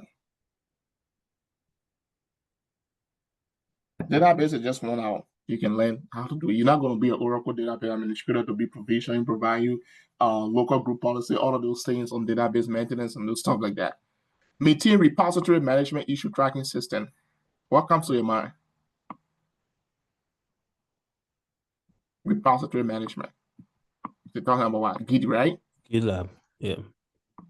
Server, software installation and configuration for Linux server. What comes to your mind? Linux, right? Software installation and configuration for Linux servers. SSH into a server, running commands or install software, all of those stuff. Support and maintain or maintenance of the production and test environment in cloud platform and on-premise, right? You have to support them both on the cloud and on-prem because the person they are hybrid, right? They have all of their they have some of their infrastructure on-prem and they have some in the cloud too as well. Building of database schema. You see, they want people to know how to build database schema. It's very easy peasy. Procedure and permission. Don't much get deep understanding for optimized topologies and network segmentation. And this is where networking involves, right? Understanding topology of networking topology, the bus topology, the ring topology, stuff, all of this stuff. Then you have to know about those stuff, how it works. Guys, this actually just go on YouTube and just Google and learn right away. I mean, George is here as a network guy and will know exactly what I'm talking about, right? So these are things that You don't say, okay, this time I don't know this, so I can't get a job. When you see this kind of thing, you go and get a job right when you apply for the job. Develop shell script, applicable for administrative tasks. You see here, it's talking about bash scripting, right? In Linux, you did bash scripting, right? So you go in there and do this, man. Now, the about qualification requirement. Bachelor degree in computer science or 5 year plus of similar experience, right? Strong ability to perform system diagnostic and troubleshooting on Linux server. So you know how strong ability to do that. Excellent communication skill and ability to collaborate with both technical and non-technical team. That's what I've always been stressing, guys. Strong problem-solving skills and attention to detail. Yes, always pay attention to detail. Experience in monitoring. If you don't have Yangos, you need to have similar, which is Splunk in this case. Nice to have foreign language skill set. For some of you guys that speak foreign language, nice to have, but it's not mandatory. Experience working in a small team environment, 5 to 10 people, right? Configuration of network load balancing, Cat5, big IP. If you get this, you're good. I work with big IP a lot. Cat5, man. Understanding of complex networking. Then the benefits. Free snack and beverage on site. Nobody want that. I don't care about free snack. Casual and supportive work environment. Opportunity to grow within close care team. Medical, dental, 100% employer paid disability insurance for 1K with company. Match PTO and pay holidays. The job say 105,000 to 115,000. This is an entry level job. You understand? This is an entry level job. So these are kind of jobs when you see you want to match to make sure that your resume is speaking on all of these things. Not every job description you take and put in your resume, then you'll be changing resume all the time, but fit your resume to make sure you cover all of these things. You understand? So everything that we've been doing here, DevOps, CI/CD pipeline, infrastructure as code, all of these things speak to all of these things that you see. Yeah, they speak to all of these things that you see. Even we'll come in here again and say, okay, let us look at another job description. This is Gulf Cloud. Somebody, that federal, they got that federal realm here. Senior Azure Linux System, federal realm, that Deloitte. They are government contractors. Federal job. This is senior. Let's look at that senior and see how it works. So senior, they pay up to 105, 102 to 210,000. So if you look at this, they need somebody to work in Gulf Cloud. There's a cloud that belongs to the federal government called Gulf Cloud. Okay? The cloud engineer will work within Deloitte Cloud Frame to implement security control and work with multiple Deloitte internal engagement teams to gather technology, define cloud infrastructure or architecture, implement policies, standard security, establish best practice, and deliver technical expertise in cloud management to meet engagement team expectation, provide suggestion, recommendation to new technology solution, automate recurring tasks using CloudFormation. So yeah, they only heavily in CloudFormation. You know why? These people, the person now, okay. So in here, you see the position say what? Senior Azure Linux System Engineer, right? And then here they're telling you about AWS, they're telling about something that means the people who wrote this job description or who wrote this whole thing, they need to go and do more research, because if you're speaking about AWS, then why you mention this position as Azure? You see that? So something wrong somewhere. Two different platforms. Something wrong somewhere. So you should just say cloud engineer. You understand? Do not say Azure. When you say Azure, I mean you're only restricting it to Azure. You should say cloud engineer. It'll be the best title for this kind of position. So collaborate senior leadership, multiple department delivering major formal national information technology initiative cloud engineer will support. You see now they don't have a cloud engineer, right? Cloud engineer will support a variety of platforms, including that limited to AWS, Gulf Cloud, and Azure for government. May serve internal or external clients. So now they tell you everything that they need. Now that comes to the responsibilities. These are the responsibilities. These are things that they're looking for. They're looking for somebody that will participate on call 24/7, perform other job-related assigned duty, implement company compliance software testing, and implement and oversee Linux system administration tasks, including user management. You guys did user management here, right? Information, right? And system update. design, implement infrastructure solution to meet business technical need, administrative, manage Linux server, ensuring high availability, performance, and security. You see our government job that can be easy because most of the things they're talking about is all manual. I tell you, when you automate this kind of thing, your life become easy. Serve as a subject matter expert on major IT environment upgrades. You see, it's easy peasy. I'll be honest with you, this kind of job is easy. 8 years of experience in information technology, or 6 years within advanced degree, 2 year plus working hands on Azure, including not limited to designing, deploying Azure services such as Azure, ART Defender on servers, Azure policy, intra, troubleshooting, conditional access policy on Azure networking and routing, technology, traditional network firewall, and load balancer. Experience in supporting enterprise application in Azure. 2 years of experience in Linux system administration, bachelor degree in computer science must be available. Man, you see, when you guys are looking for a job, you see this job here, don't waste time, apply for it. Apply for it immediately. Yeah. 16 people already apply. So I just want to tell you that going forward, we're going to be having more conversation on DevOps. We have 2 projects to complete DevOps, but I'm going to have all the PowerPoint slides on DevOps again to kind of dive more into cultural methodology, speak more on CI/CD process, building stage, deployment stage, production stage, release cycle management, right? So that we can know how these things affect real time as a DevOps engineer. So going forward, I'm going to have that put in place so that we can be on the right track as we always are. So we can make sure that when we complete these things, we are gearing in the right direction. Any question?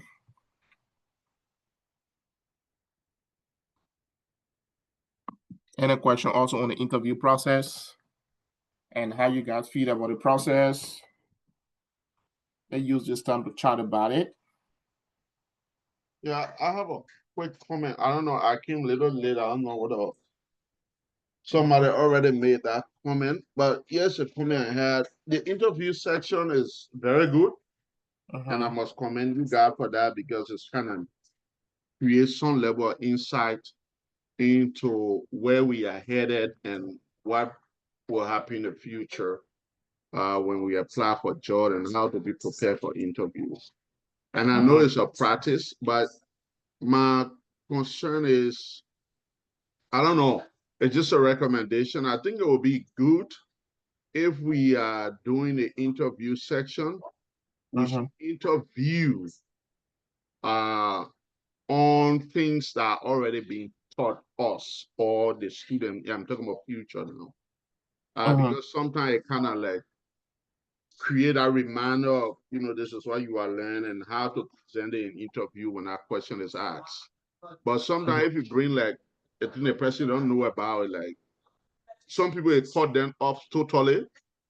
They don't know what to say next, and from there, confusion begin to set in, and most of the thing they will not because they're trying to scramble over why I did not know this or why they didn't get it. It's just a recommendation I thought to bring that. Okay. All right. That is a good thing, right? That's why most of the time, I mean, if you look at the stuff that I said, I mentioned that I will be interviewing you on other things that you haven't covered, right? Because I'm also testing your skill, right? If you have been doing research, you understand? So that's exactly what interview is intended for on this kind of mock interview, right? To go deeper into what you have learned and other things that affect what you have learned so that we can test your mind or your ability to see it if you have covered those or if you have done a research on those kind of things, right? Because let's say we talk about Linux, right? And you might not cover everything affecting Linux in your class, in your session, but guess what? The interview process will bring it up, right? We'll kind of tease you and see, okay, how best you have done your research. And then we'll talk about DevOps too, right? Especially CI/CD pipeline. We might also invoke other things into it to see how well you've been doing some research on those kind of stuff. But overall, yes, That's what we intend. And it's not just one interview, right, Leecon? We're going to be doing interview as we complete any course that we complete here, so we can go through and test our ability to make sure that we are learning those things and we are on track or on course. So we're going to definitely be doing that, because everything that you have not covered, we're going to make sure we cover it, and just to make you super always to, to test your skills. Is that Kossi? Kossi, your hand is up. Yeah. So first of all, I just want to thank you. For me, English is a second language for me. I'm not so fluent in English, but this practice helped me to, see some point that I have to work on. And I joined the class late, but that helped me to know the area that I'm weak, the area that I have to be focused on. So thank you very much. And if we can do this one frequently, the interview like that will help us to know how to do better and prepare ourselves for the job field. Thank you. Yes. Thank you, Kossi. And one thing I would tell you, you join late, but you're going to complete everything, right? Yeah. Yeah, you're going to complete everything. Everything you need to complete, you're going to complete that. It's just a cycle, right? You join, and the time the course you complete, you're going to come right by and complete that before we certify you that, okay, you have completed all of those things. Yeah. Right? Yeah. Yeah. So the second thing is that English, right? I'll be honest with you. Don't worry about it, right? We're going to prepare you. We're going to prepare you the little that you know you're going to get a job. I have one of my colleagues, they call him Mamadou, right? Mamadou always used to call me, and I would teach him. I used to literally teach him and what to say on interview. Mamadou does 3 jobs. Mamadou got 3 jobs right now as we speak. You understand? Okay. And most of the time, he don't understand something, he call me. He's my colleague. He call me and then we'll spend on the phone for an hour. I'm like, oh no, you gotta say this, you gotta say that. You understand? The little he know, he's a French guy, right? The little he know, he's booming out there. He's making that money. TD job right now, he's going with 3 jobs. Mhm. Yeah. The other job is the federal government, and then the other 2 jobs, they are private sectors. He don't like to do 1 job, even 2 jobs, he doesn't like it. He always shoot for 3 jobs. So I have one question. For us who we don't have a degree, we are just taking a boot camp or some certificates, that can allow us to find a job easily? Yes, you can find a job easily. You don't. So degree is always the portfolio, right? Degree is spiced thing up, right? Yeah. It helps you to put you on, it gave you the big paycheck, it put you up there, right? So, but then if you look at the job description, you'll see they say what? Bachelor degree and they can tell you 3 year or 4 years of experience or similar experience or equivalent. You understand? Yeah. Okay. That's why I always say if you don't have a degree, you need to have certifications. Okay. You understand? You need to have certification. But I will tell you, you can graduate from school today with your degree, you with certification, you'll be making far more than that person in this in this domain. Because I've seen it. Yes. Okay. I've Thank seen you. it. Even my manager that I work with, I'm far educated than him and more experienced than him. Guess what? He's my manager, right? Right? Yeah. So that's how it works. Okay. Thank you.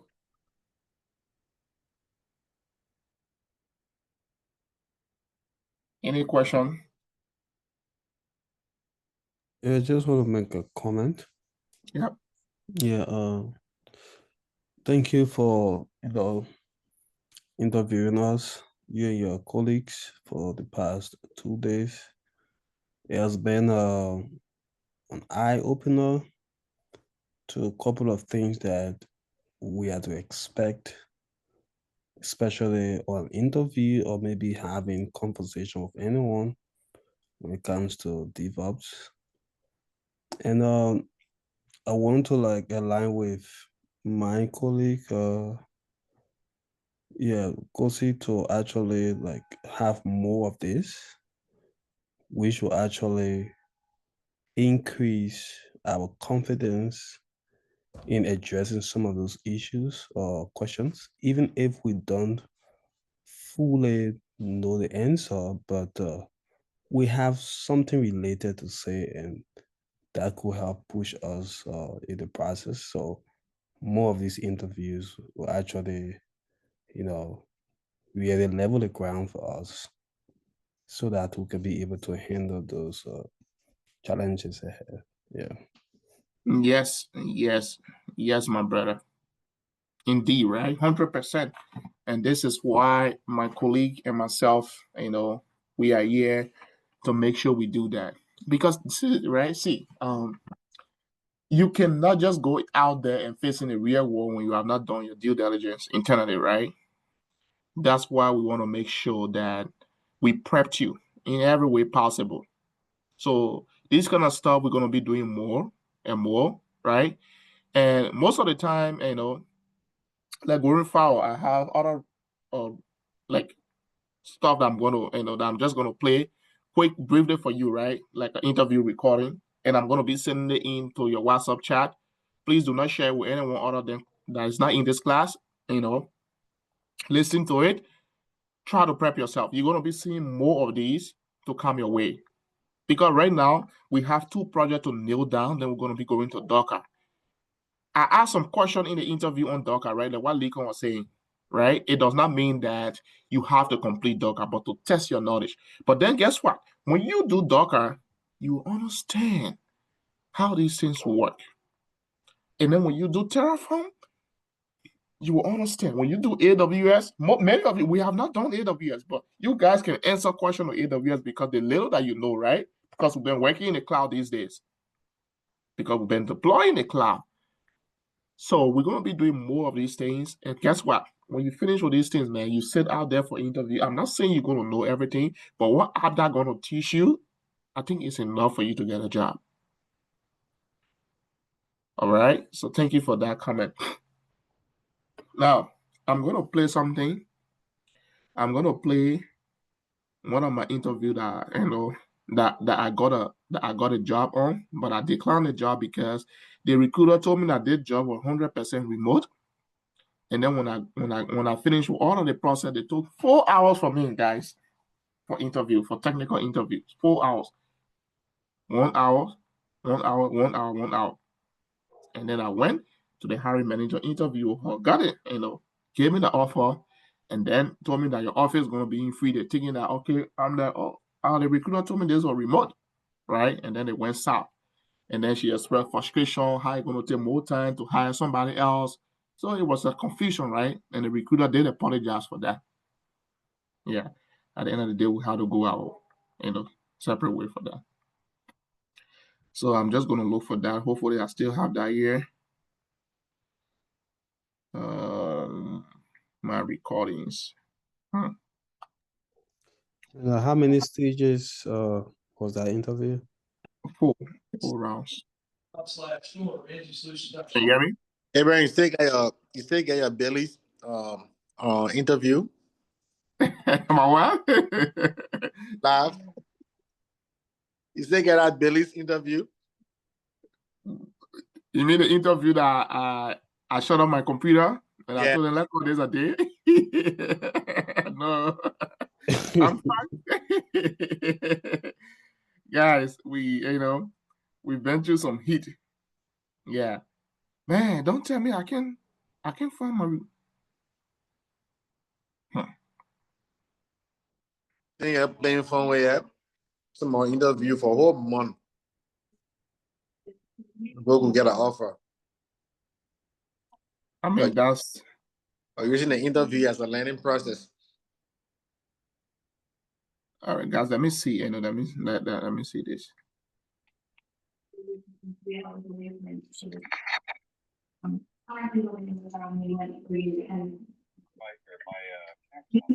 All right, guys. So you guys can keep silent so I can put this on so we can listen to it, okay?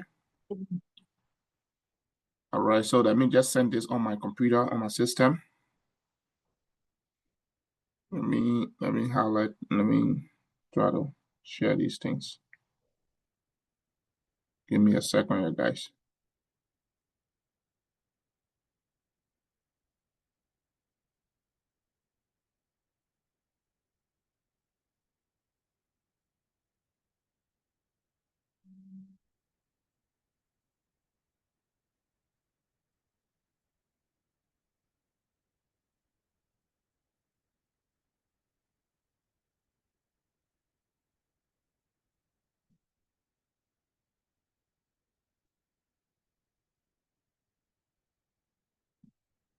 I'll make sure that I'm giving you the one that I'm actually starting from the beginning.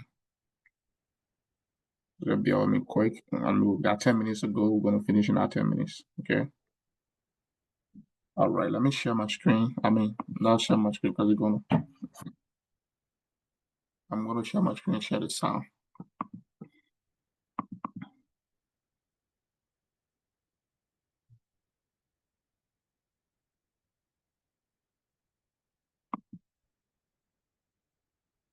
All right. Can you guys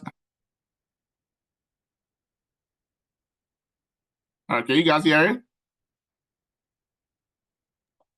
No. Okay, I think I'm going to share my screen and share the sound.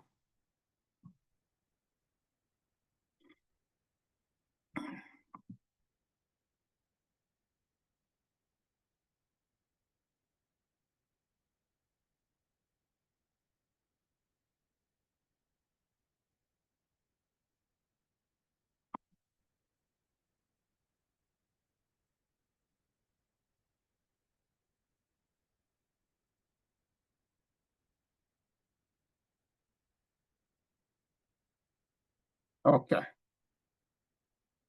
All right. So let me know, guys. I'm going to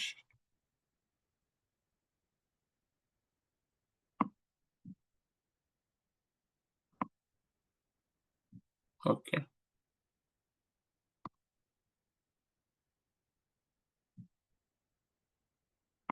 So give I'll introduce myself and I'll have Jonathan introduce. Can you guys hear it? Yeah. Okay, good. All right. So himself and then I'd love to hear a little bit about your experience in this space and what interested you in this role with DCU. So I'm Dave Carter. I'm director of IS. I'm responsible for our infrastructure, security teams, DevOps, and our enterprise architecture practice. So things you're going to find, Jonathan and I were both fairly new to the company from that point in space. So we're looking to kind of fill out the teams and the roles and kind of help the continued evolution at DCU. So Jonathan, you want to introduce yourself? Hi, thank you, Dave. Thank you, Abraham, for taking time to come for us to interview you. So let me pause this, right? Chris, you remember this interview, right? This interview was with DCU. That's my first. Yeah. That was my second interview when I started my journey. My second I had an interview with them too. Yeah. So Okay, remember they were hiring multiple positions. Exactly. Guys, listen. This was my first, like you guys, right? You got out and then you're facing stuff. So my name is Jonathan Baden, and I'm the lead DevOps engineer. I just joined the DC. Jonathan got fired for that job, right? You can say about 4 weeks ago. So as David said, I'm fairly new in the organization. So we are happy to have you this afternoon for this interview. Thank you so much. Welcome. Great. So Abraham, why don't you tell us? So I've looked at your resume before, and I'd love to hear a little bit about the work you're doing at DSG, some of the stuff you've done in the past, and really what interests you about this role within DCU. Thank you so much for the opportunity. Once again, my name is Abraham Batwa. I'm a DevOps engineer at the data service. So I started data service as a junior system administrator. And with my life and experience in data service, I had an opportunity to do a course training, and that was how I transitioned to the culture of DevOps. So during my past years, I have gained a lot of technical capability and my skills and experience in the field as a DevOps engineer. At data service, my primary responsibility is mainly collaborations into the cultures of DevOps. So I started this organization just from my experience as a junior system administrator into the field of DevOps. And our job is mainly on project based. So we execute projects and based on the specification of the client.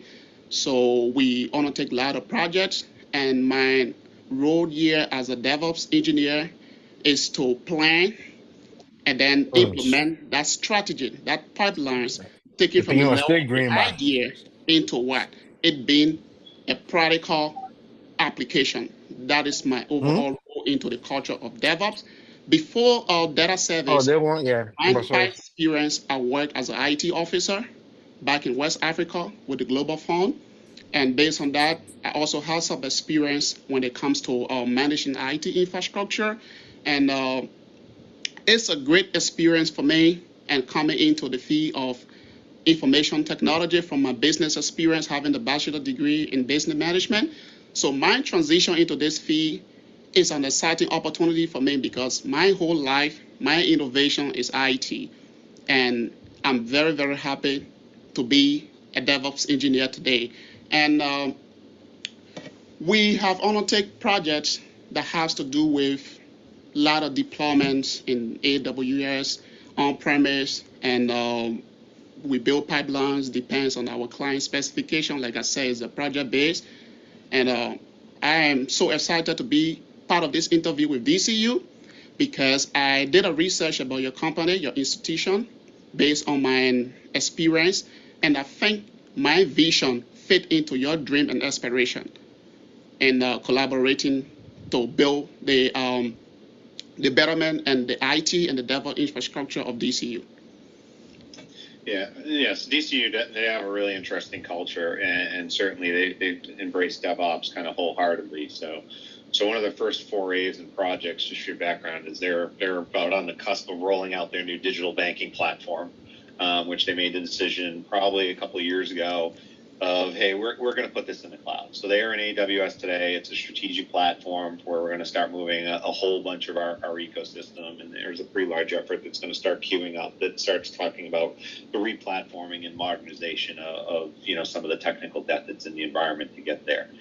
So that being said, that digital banking platform, they have a pretty structured CI/CD pipeline for where things stand now, and just like everything else in DevOps, it's always going to evolve and always going to improve as they continue to get speed to delivery and capabilities from that perspective. So if I'm looking through, you've got some Jenkins and some Maven experience. How about source code tools? What are you typically using? For source code tools, like in our infrastructure and in our pipeline, I usually use Jenkins integration with Maven, sometimes to build jobs that has to do with deployment on legacy server, building the job file based on the configurations of Jenkins. A lot of plugins can be used to achieve an automation based on what and how I'm going to work within my pipeline, in my DevOps pipeline. So I often use Jenkins for CI. So you're talking about GitLab. And building and packaging. So are you familiar with, whether it's a Bitbucket, or other types of PVCS is another one that comes to mind, but other types of source code management solutions? So Jenkins would basically pull the tool from them. So what are you leveraging, today in your role that you have experience with? When it comes to our source code management, the version control system we use is Git. We use this Git and yeah. That's the answer that I'm looking for. Jonathan, chime in whenever you want, because otherwise I'm just going to start dominating with questions. Okay. Okay. Yeah, just go ahead, and whenever you are ready, I can jump in. Yeah, go ahead. Okay, so Abraham, looking at your resume, I could see that you've done a lot of work in the AWS environment. Can you walk us through some of the projects that you have done in the AWS workspace? Oh, sure. Project. I remember like project. ago, yes. We had this client that came to us and he wanted to, build a whole infrastructure in AWS. And that was like a school project that me and my team undertake. We undertook that project to deploy a whole infrastructure, a multi-tier infrastructure within AWS. So within that project, there were a lot of challenges, but we worked as a collaboration, as a team. And in that project, we were kind of building some services like a web server, and in the application server, deploying load balancer with security groups, couple instances in the cloud. And that was a project that we had to do based on the client specification within the budget of what the client want.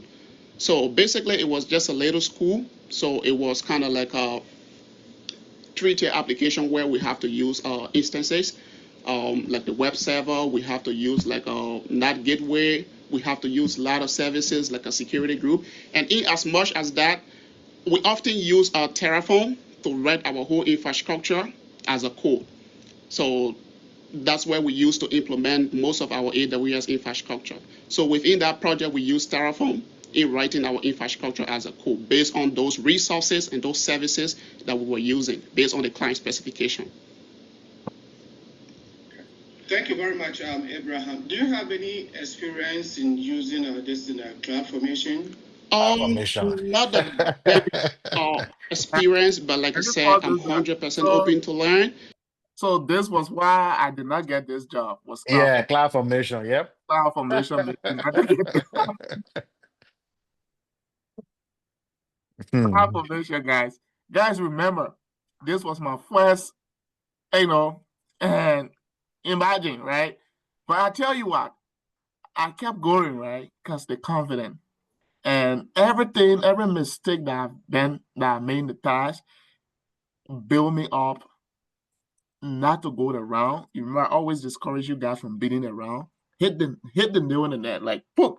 This is what we start with the answer first and then explain. But if you observe my responses, like I'm going around, but then I'm hitting the answer at the end, right? I mean, that's always not good, right? Because the person wants you to respond directly to the answer and then start to explain more about that to support that. Yeah. So take some points down, guys. Yes. Oh man, it's after 10. You know what? I'm going to send you guys all the recording, right? I'm going to send all the recording in the chat again. Please do not share it with anybody outside of this school. I mean, yeah, please. All right? Please do not share this with anybody. I'm sending you the this DCU. I'm going to name them. I'm going to put a name on them. And then the other recording that I got a job, is here too. I'm going to send it to. And then I want you guys to take your time to go through it, understand all of the process, and then build upon those. Okay? All right, class, because it's I don't want to take most of your time. It's after 10.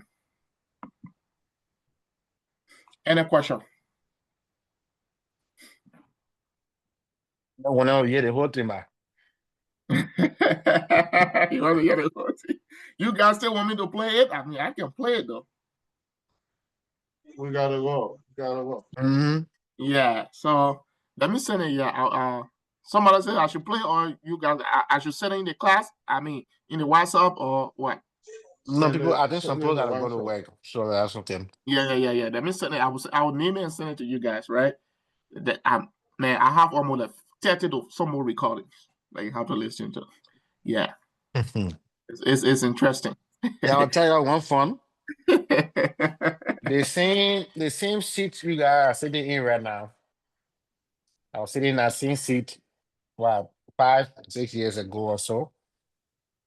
And the program that we're all enrolled in, ABDA, was a 6-month program, just like this one. And by the 4th month, ABDA is my witness. I told them, I said, I'll be the first to get a job in this group, to have our own low static cloud group. I'll be the first to get a job. Oh, Chris, move on, everybody yet talk. I started interviewing the 4th month. And trust me, I did a lot of interviews. But every interview I did, it was a learning experience for me. Every interview I did that I did not get a job, it motivated me to the next one.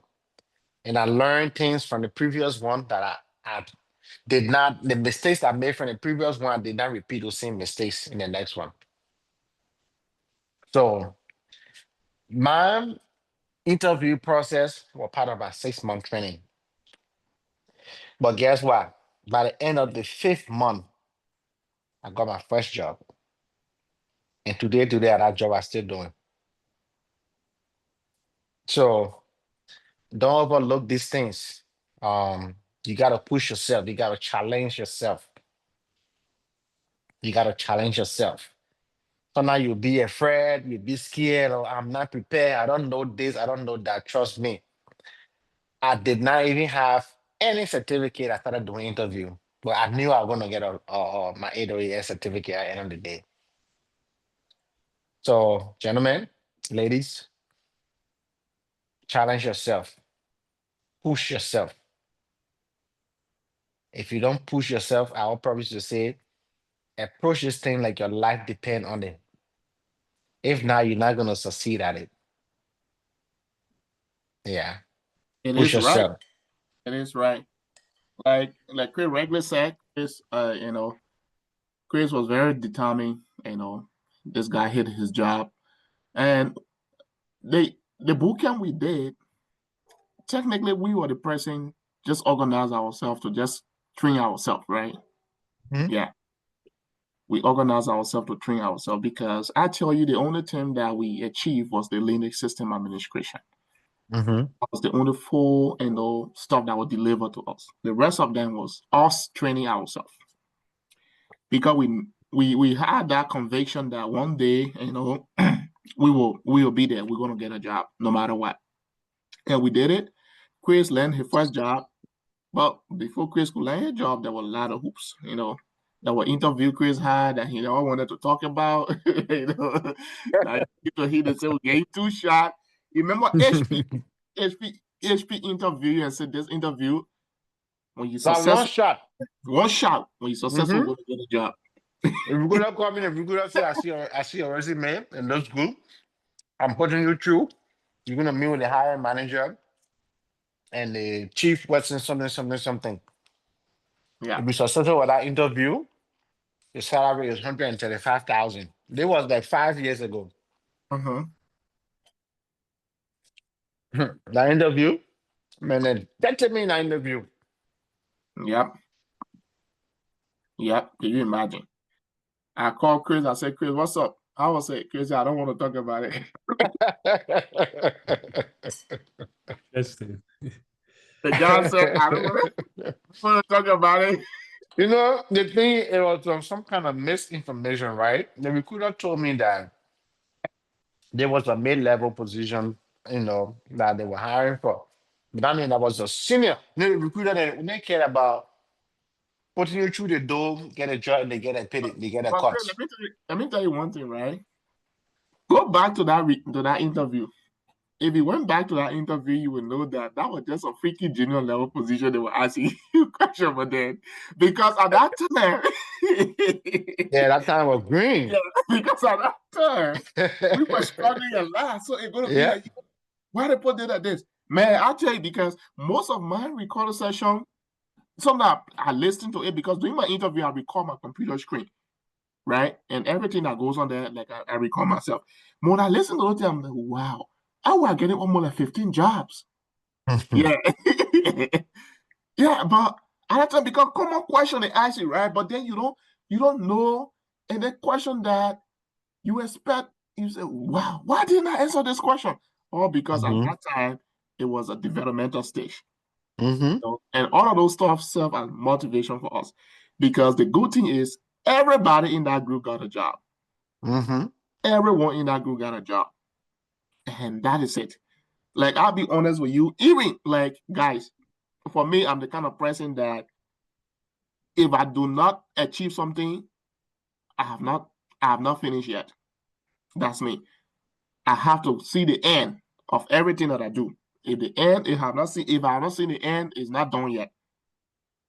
Because in life, like, whenever you want to achieve something, like, we had the expectation that we're going to get a job no matter what. And guess what? We did it.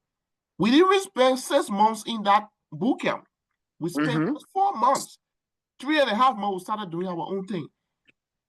Even the guy we used to assist this guy to do everything for him. Do this, do that, do that. At the end of the day, he had that respect for us because he knew that we were not just ordinary people in there. We study, we do our best. You know what I mean? You study from 10 to 4 a.m. Yeah, 10 to 4 a.m. 10 to 4 a.m. We're challenging each other. Yeah. Interviewing each other. I went to my job, I told them, say, you know what? You guys need me more than I need you. either you put me on the shift or else, I quit because I was ready for everything. Like at that time, I didn't really care for anything. I was like, I can do my Uber and pay my bills. Yeah. Because when you want to change in life, there are so many things you have to undergo. Oh yeah. I'm not saying quit your job, but I'm telling you that to prepare for something, you got to discipline yourself. You have to discipline yourself. Because when you discipline yourself, no matter what, you're going to get it. Because nothing good comes easy. And we're going to be here to do everything we can do in our power, by the grace of God to make you get that job. But we need you to discipline yourself, right? Not to just work full time. You don't have any time to open your computer, then you come in class and then you expect everything to go smooth. It's not going to go smooth, right? Because the knowledge we're going to impact you during the 2.5 hours or the 3 hours is not sufficient. You're going to say, oh yeah, I love this. Because at the end of the day, you open your computer, you don't do practice. At the end of the day, everything going away. You come back in the class again, you don't watch the recorded session, nothing going to stay there. Because these things is like calculus. If you did pre-calculus in school, mathematics, man, I tell you, parabola, all of these things, take this step. You cannot just sit there and look at it one time and say you can solve it. You have to challenge yourself. So that's just it, guys. I'm gonna name the recording and then send it over to you. Take your time and look at it. But again, you are not interviewing yet, but I just want you guys to prep yourself, all right? We still got more to go. Yeah. All right, guys, if there's no more question, yeah, then we call it a day. All right. Thank you so much. I'm not coming out with the main date yet, but I'll be doing catch-up session. But when I come out with the date next week, I will let you guys know how my schedule will go, okay? Okay, thank you. Okay. All right, guys. Have a wonderful day. All right, folks. Thank you so much. Okay. Have a good night. All right.